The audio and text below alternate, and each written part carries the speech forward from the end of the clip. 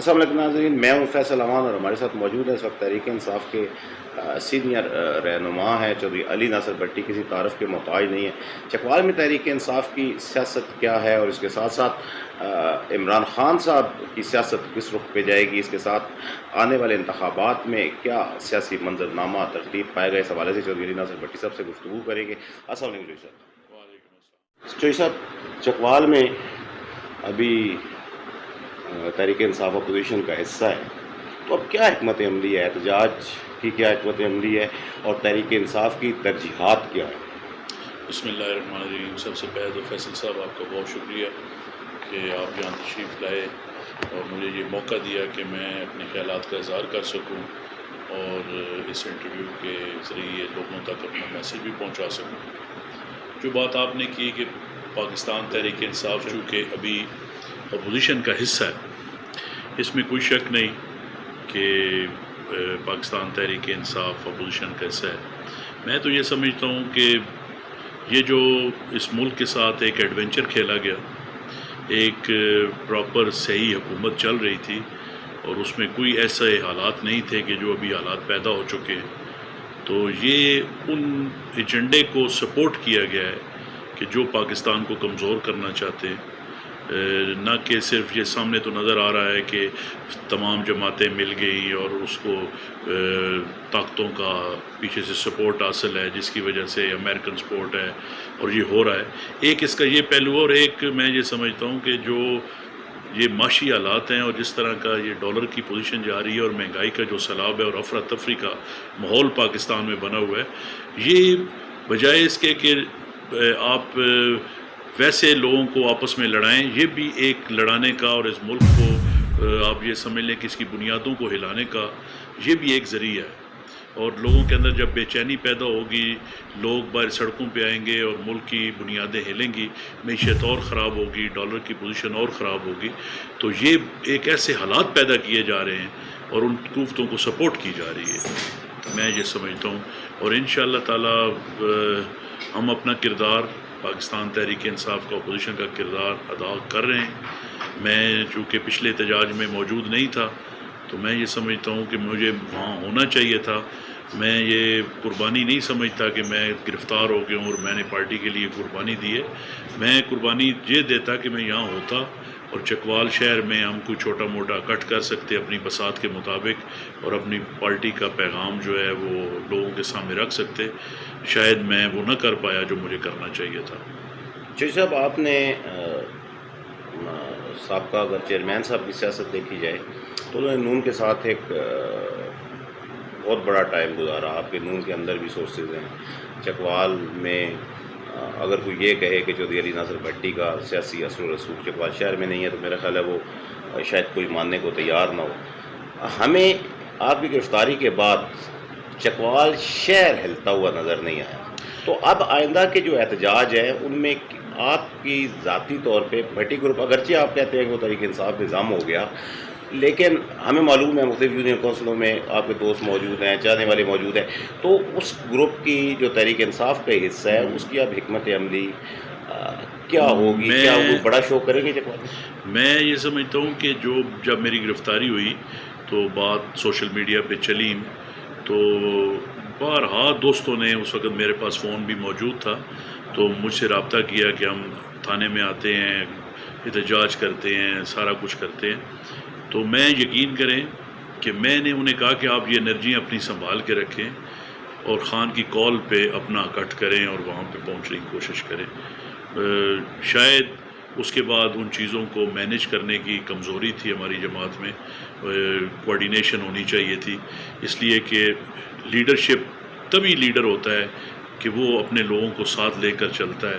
تو اگر وہ لوگ اس طرح اچھے طریقے سے ہمارے جو پیچھے بقایا لیڈران تھے صحیح کر کے مینیج کرتے، تو میں نہیں سمجھتا ہوں کہ چکوال میں پاکستان تحریک انصاف کے ووٹروں کی یا سپورٹروں کی یا مین لوگوں کی کمی ہے. ہم ابھی حکومت سے نکلے ہیں، 4 سال سے ہم نے بہت لوگوں کے کام کیے ہیں. ہمارے M N A M P A صاحبان کو بہت وفر فنڈز ملے ہیں پارٹی کی طرف سے، بہت بڑے بڑے پورٹ فولیو ہیں ان کے پاس.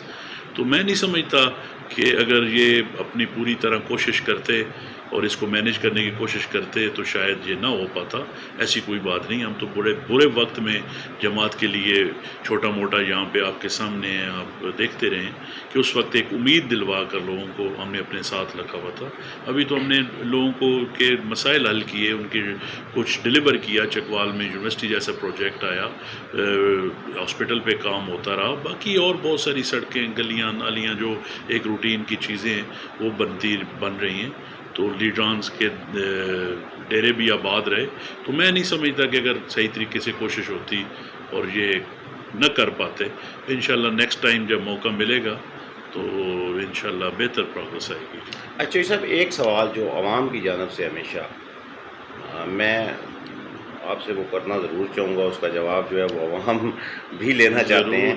آپ نے نون لیگ کو تب چھوڑا جب وہ اقتدار میں تھی. صحیح ہے. اور اس وقت جو ایم این اے تھے وہ میں کہوں کہ ان کے ساتھ آپ کے بہت قریبی تعلق تھے, تو یہ بھی شاید جو ہے وہ غلط نہ ہو. آپ تحریک انصاف میں ایسی کیا چیز تھی جس نے آپ کو مطلب ایک اقتدار والی پارٹی سے ایسی پارٹی کے جس کی چکوال میں سیاسی پودا آپ نے آ کے لگایا, یعنی کہ اس کی بنیاد ہی سیاسی طور پہ آپ نے رکھی, تو اس کا بنیادی طور پہ نظریہ کیا تھا؟ دیکھیں جی, بات یہ ہے, میں آپ کو بتاتا ہوں کہ ہم ایک بٹی گروپ کے نام سے چکوال میں بہت ٹائم سے والد صاحب کے نام کی وجہ سے سیاست ہو رہی تھی. ہم سپورٹ کرتے رہے مسلم لیگ کو, ہمیشہ ہی کرتے رہے, جن ٹیموں کے ساتھ چلتے رہے, اپنے شہر کے تحفظ کے لیے ہمیشہ بات کرتے رہے. میں آپ کو کہتا ہوں کہ میں نے اسی ٹینیور میں بھی, اور اس سے پہلے چونکہ میرے والد صاحب کے پاس ساری بھاگ دوڑ تھی, میں یہ سمجھتا تھا کہ یہ اس طریقے سے ہمارے دوستوں کا, ہمارے سپورٹرز کا, ہماری ٹیم کا مسائل حل نہیں ہوتے جس طرح کے وہ حقدار ہیں, جس طرح وہ الیکشن میں اپنا کردار ادا کرتے ہیں, جس طرح اپنے دوستوں بھائیوں سے وہ کام لیتے ہیں. وہ اس طرح ہمارے شہر کی اس طرح ڈیولپمنٹ بھی نہیں ہوتی تھی, اور اس طرح ان لوگوں کو رسپیکٹ بھی نہیں ملتی تھی. تو میں یہ سمجھتا تھا کہ چونکہ یہ میرے دوست بھائی ہیں, ان کے ساتھ ہمارا وقت گزرا ہے اور انہوں نے ہمارے پیچھے بڑی قربانیاں دی ہیں, تو میں ان کے لیے کچھ کر پاؤں. اس میں پاکستان تحریک انصاف ایک جماعت سامنے آئی. انتہائی مشکل وقت تھا چکوال میں. ملک شاہد اقبال صاحب ضرور پارٹی کے پرانے لوگ تھے, اس میں کوئی شک نہیں, لیکن اس طرح کی جماعت کے حالات پارٹی کے ضلع چکوال میں نہیں تھے. شاید ایک پولیٹیکلی گروپ کے حوالے سے آپ دیکھ لیں تو جنہوں نے کچھ اچھی پوزیشن پہ رہی ہیں, سیٹوں پہ رہے, ان میں شاید پہلی انٹری تھی چکوال سے جو میں پاکستان تحریک انصاف میں شامل ہوا. تو مشکل فیصلہ تھا, کچھ دوست چھوڑ بھی گئے, انہوں نے کہا کہ ہم اقتدار کے ساتھ رہیں گے, لیکن ہم نے بسم اللہ کی اور جماعت کا جھنڈا تھاما, اور جو ہماری بساط میں تھا, جتنا کچھ تھا, جیسے حالات بھی ہمیں ملے, بڑے مشکل حالات میں ہم نے پارٹی کے لیے کام کیا. لوگ روز بروز کہتے تھے کہ یہ واپس چلے جائیں گے, یہ پارٹی چھوڑ دیں گے, لیکن ہم ڈٹے رہے. تو اس میں 2013 کا الیکشن لڑا, پارٹی کا وجود سامنے آیا. تو الحمدللہ میں یہ سمجھتا ہوں کہ بے شک کوئی مانے یا نہ مانے, جو ایفرٹ 2011 سے لے کے 2018 تک ہوئی ہے, اسی کا رزلٹ 2018 میں آیا ہے. اسی کی وجہ سے لوگوں نے ٹکٹیں اپلائی کی ہیں پاکستان تحریک انصاف کی. لوگ جماعتوں کی ٹکٹیں اسی وقت اپلائی کرتے ہیں جب انہیں یہ محسوس ہوتا ہے کہ اس جماعت کا ووٹ بینک ہمارے حلقے میں موجود ہے, پیدا ہو چکا ہے, تو وہ دھڑوں والے لوگ جو ہوتے ہیں وہ بھی آتے ہیں. تو اس لیے دھڑوں کی بھی ضرورت ہوتی ہے, لیکن جماعت کا جو ایک ووٹ ہوتا ہے جو ہمیں پتہ بھی نہیں ہوتا کہ ہمیں کہاں سے مل رہا ہے. شاید میرے خیال میں آج کی تیسرا الیکشن میں دیکھ رہا ہوں, 2008 کا, 2013 کا, 18 کا, یہ الیکشن پبلک کی الیکشن ہے, اور اس میں جماعت کی بہت بڑا ہاتھ ہے. نہ کہ آپ یہ سمجھیں کہ لوگ یہ کہیں کہ ہمارے دھڑوں کا ہاتھ ہے.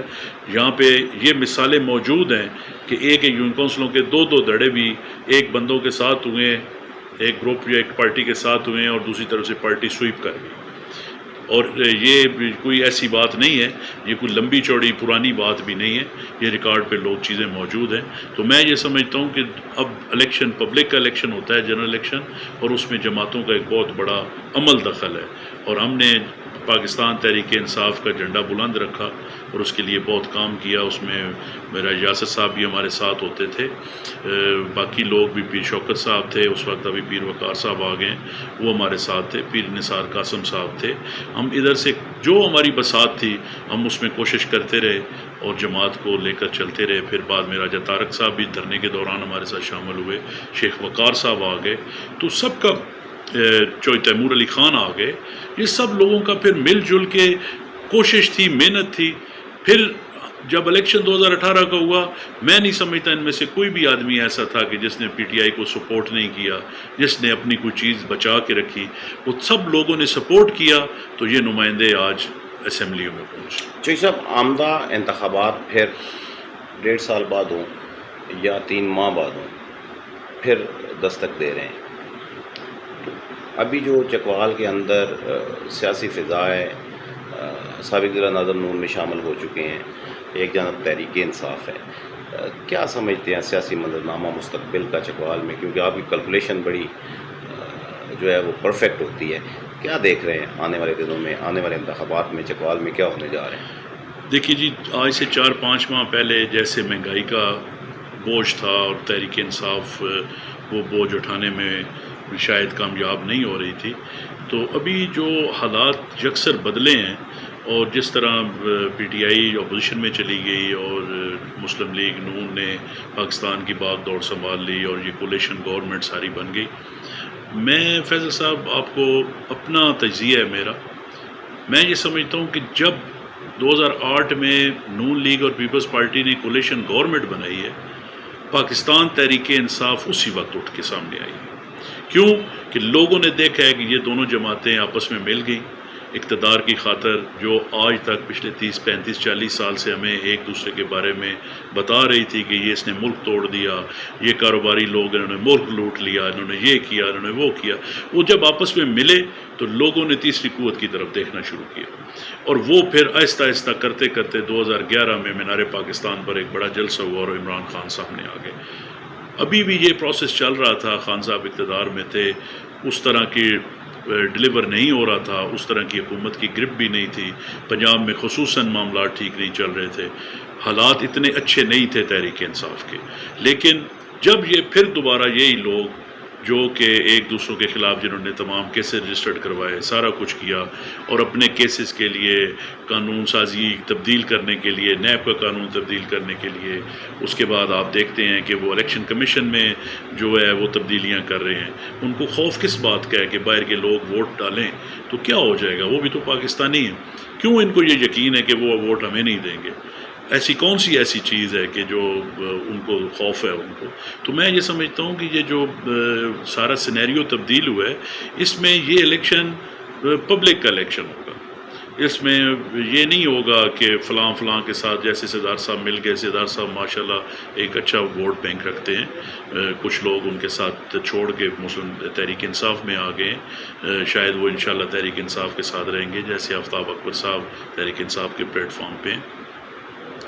بالکل ہوگا, لیکن کچھ ایسے دوست بھی ہیں کہ جو ابھی ان کے ساتھ چل رہے ہیں, لیکن میں نہیں سمجھتا کہ یہ اس طرح کی پروگریس گروپ دے سکے گا جس طرح کہ وہ مسلم لیگ نون کی اپوزیشن میں رہ کے دیتا رہا. جب وہ مسلم لیگ نون کو ووٹ ڈلوائیں گے تو لوکل لیول پہ بھی جو گروپنگ ان کی سردار صاحب کی ہے, وہ تمام گروپنگ وہی ہے جو مسلم لیگ نون کے اگینسٹ تھی. تو اب ان لوگوں کو چاہے جوائنٹ کونسل لیول کے لوگ تو جو سردار صاحب کے ساتھی ہیں وہ تو ان کے ساتھ رہیں گے, لیکن یہ کئی دفعہ پہلے بھی ہو چکا ہے کہ نیچے پبلک جو ہے وہ ان فیصلوں کو قبول نہیں کرتی.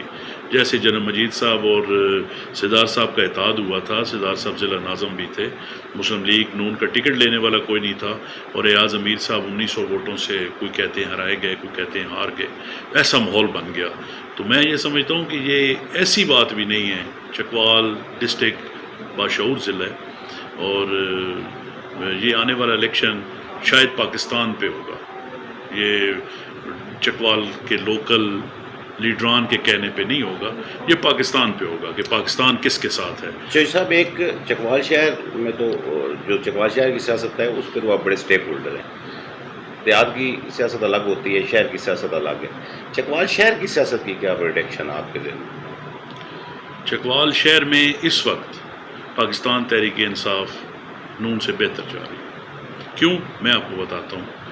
چونکہ پاکستان تحریک انصاف نے ان لوگوں کو ٹچ کیا ہے جو یوتھ ہے۔ یوتھ کی تعداد دن بدن بڑھ رہی ہے۔ پچھلے الیکشن میں جن لوگوں نے پاکستان تحریک انصاف کو ووٹ دیا تھا، شاید پچھلے 2-3 مہینے سے جب سے نون کی حکومت آئی ہے، ان میں سے کوئی ایسا بندہ نہیں ہوگا کہ جو ابھی کہتا ہوگا کہ میں مسلم لیگ نون کو ووٹ کرتا ہوں۔ نون کا تو اپنا ووٹ خطرے میں پڑا ہوا ہے، تو وہ تحریک انصاف کا ووٹ کیا توڑیں گے؟ تو پچھلا رزلٹ چکوال شہر کا آپ کے سامنے ہے۔ اگر وہی ووٹ پول ہو جائیں جو پچھلی دفعہ پول ہوئے ہیں، تب بھی چکوال سے پاکستان تحریک انصاف نے ون کیا، تو ابھی تو میں سمجھتا ہوں کہ اس میں بہتری آئی ہوگی۔ یوتھ اور ووٹ بن رہے ہیں، جس کا شناختی کارڈ بن رہا ہے اس کا ووٹ بن رہا ہے، تو میں امید کرتا ہوں کہ چکوال شہر سے پاکستان تحریک انصاف ایک اچھے ووٹ۔ چوہی صاحب، ایک چکوال کی سیاست کا بڑا عام فیکٹر رہا ہے، جسے ہم دھڑے بندی کی سیاست بھی کہتے ہیں، جسے ہم پرو سردار اور اینٹی سردار سیاست بھی کہتے ہیں، کہ آنے والے انتخابات میں یہ فیکٹر بھی کچھ اثر انداز ہوگا؟ دیکھیں جی، ابھی تو سردار اینٹی سردار والا تصور ہی ختم ہو گیا کہ سردار صاحب، سردار غلام عباس صاحب مسلم لیگ نون کا حصہ بن گئے، سردار آفتاب اکبر صاحب جو ہیں وہ پی ٹی آئی کا حصہ ہیں، اسی طرح راجہ یاسر سرفراز صاحب بھی اسی کمیونٹی سے تعلق رکھتے ہیں، یہ بھی پاکستان تحریک انصاف میں موو کر رہے ہیں۔ تو میں نہیں سمجھتا کہ ابھی یہ لوگوں کو اس بات پہ قائل کیا جا سکتا ہے کہ ہم اینٹی سردار دھڑے کے لوگ ہیں جی، تو ہم سردار دھڑے کے لوگ ہیں، تو ایسا کچھ نہیں ہوگا۔ ابھی میرا خیال میں وہ چیز پیچھے رہ گئی۔ آنے والے الیکشن میں تحریک انصاف کی حکمت عملی جو ہمیں پہلے نظر آئی، جو گزشتہ انتخابات میں، اس سے کوئی ڈیفرنٹ ہوگی یا وہی چلے گی؟